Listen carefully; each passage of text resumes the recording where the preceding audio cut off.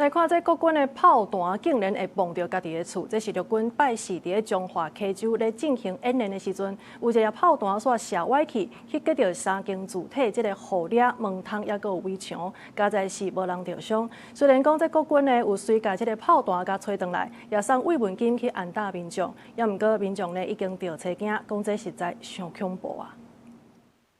面体外口原本真平静，雄雄飞来一粒榴弹，先弄到头一间面体树仔嘛弹甲断过，刷落来榴弹搁弹去第二间面体厝顶，落尾弄到第三间厝的围墙，榴弹才落伫墙围的外口。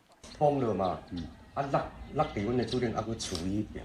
炮声惊嘛有啊，惊有啦。这届较奇怪。因几60年毋捌落到那个村庄。我这弄啊，枪支办理啊，枪支啊，哦，落伫遮就对啦。那个迄土的唔捌啦。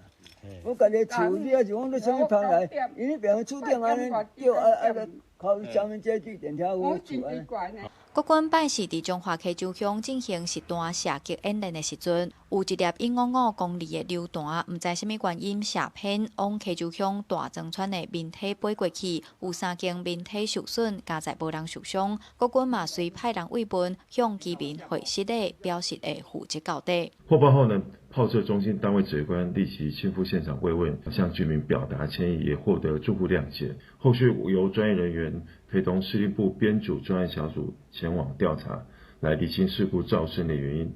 国军的炮阵地伫中华电中中州路附近，原本榴弹应该是爱落伫大约8公里远的倒水溪溪埔，却意外落伫4公里远的面体附近。国军表示，这粒榴弹疑似火药天的量无够，会阁成立专案小组调查事故原因。记者杨淑晴中华报道。